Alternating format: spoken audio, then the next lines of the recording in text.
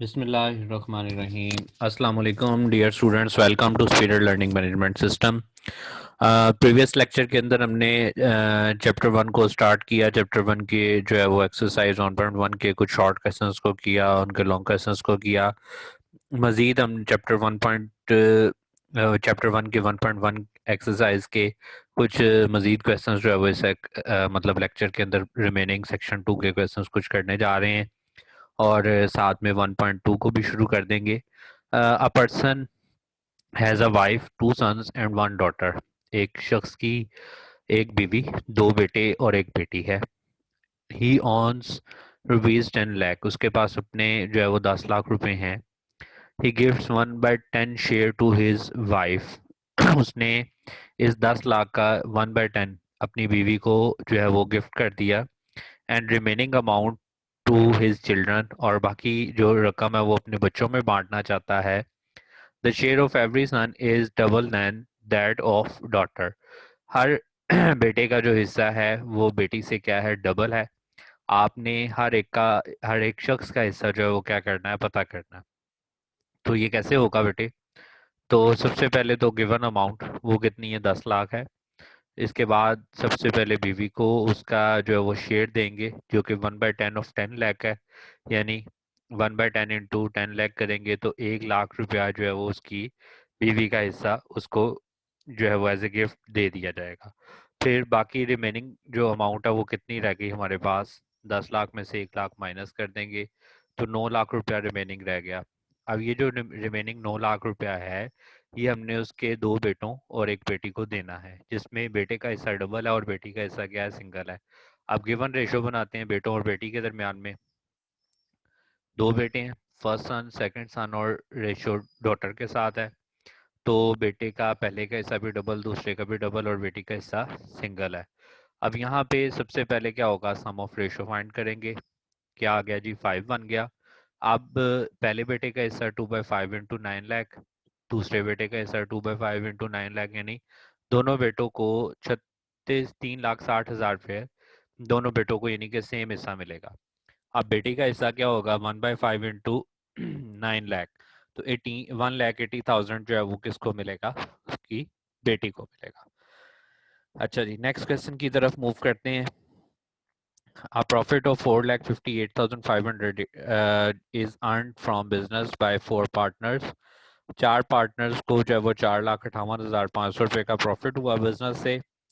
तो this profit is allocated to four partners in the ratio 4/5, 1/8, 2/3, 4/7।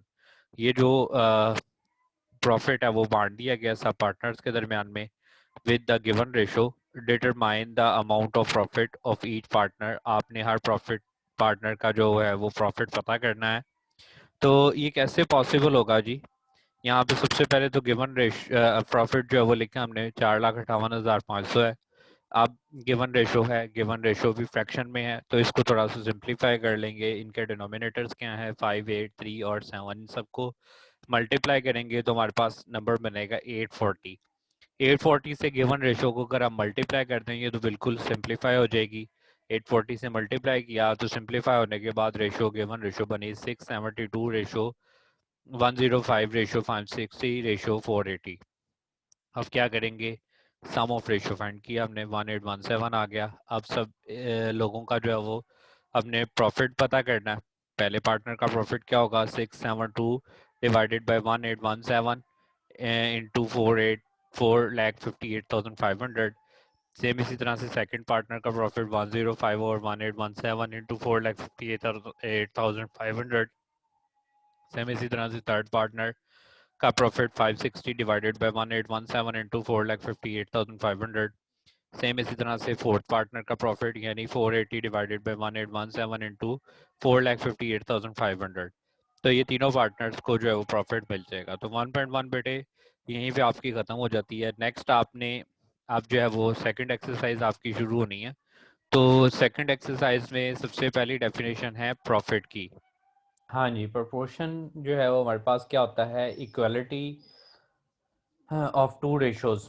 दो ratios की equality होती है जो कि लॉजिकली और न्यूमेरिकली आपस में इक्वल होती हैं। इनको इक्वेट करने के लिए, आपस में इक्वल रखने के लिए हम सिंबल यूज़ करते हैं फोर डॉट्स का। फोर डॉट्स जो है वो सिंबल है प्रोपोर्शन के लिए।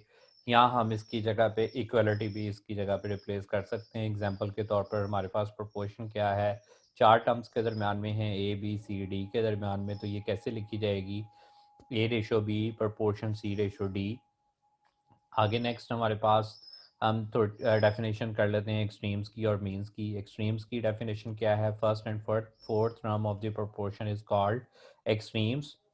जैसे कि ऊपर वाली एग्जांपल के अंदर ए और डी हमारे पास क्या है, एक्सट्रीम्स हैं। तो इसी तरह से मीन्स की डेफिनेशन क्या है, सेकंड और third term of the proportion is called means. जैसे बी और सी ऊपर वाली एग्जांपल में ये हमारे पास क्या है, मीन्स है। इसी तरह से नेक्स्ट हमारे पास आ जाता है रूल्स ऑफ प्रोपोर्शन है। रूल्स ऑफ प्रोपोर्शन क्या है, product of extremes is equal to product of means. यानी अगर A ratio B proportion C ratio D हो तो A D is equal to B C. ये हमारे पास क्या होगा, प्रोडक्ट ऑफ जो है वो means is equal to product of extremes. यानी रूल ऑफ प्रोपोर्शन जो है वो हमारे पास ये बन जाएगा। नेक्स्ट इसी तरह से हमारे पास आ जाती है टाइप्स ऑफ प्रोपोर्शन। कितनी है हमारे पास, चार टाइप्स ऑफ प्रोपोर्शन है। नंबर वन है डायरेक्ट प्रोपोर्शन, नंबर टू है इन्वर्स प्रोपोर्शन, नंबर थ्री है compound proportion and number four is continued proportion. तो डायरेक्ट प्रोपोर्शन की बात कर लेते हैं कि अगर एक रेशो इंक्रीज करेगी तो दूसरी रेशो भी उसी हवाले से उतना ही इंक्रीज होगा उस रेशो में भी। इसी तरह से अगर एक रेशो डिक्रीज करेगी तो दूसरी रेशो भी क्या होगी, वो डिक्रीज होगी। तो ये है डायरेक्ट रिलेशन जो है वो रेशोज का डायरेक्ट प्रोपोर्शन के अंदर। तो नेक्स्ट इसके बाद इन्वर्स प्रोपोर्शन है। इन्वर्स प्रोपोर्शन क्या होती है कि अगर एक रेशो इंक्रीज करेगी तो दूसरी उसी हवाले से क्या होगी, डिक्रीज करेगी। और अगर एक डिक्रीज करेगी तो दूसरी क्या करेगी, इंक्रीज करेगी।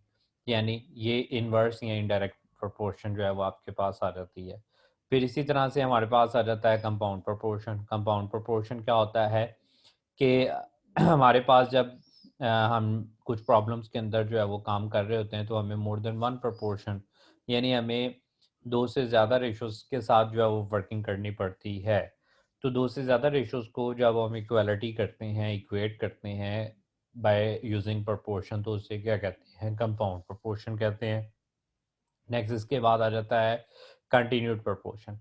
कंटिन्यूड प्रोपोर्शन में हमारे पास जो है वो टर्म्स आपस में, रेशियोज जो है वो आपस में इस तरह से कनेक्टेड होती हैं कि जहाँ पे पहली रेशियो एंड करती है वहीं से नेक्स्ट रेशियो स्टार्ट हो जाती है। जैसे पहली रेशियो अगर ए ओवर बी और नेक्स्ट रेशियो जो है वो बी ओवर सी है, तो पहली रेशियो बी पे एंड कर रही है और नेक्स्ट रेशियो बी से ही स्टार्ट हो रही है।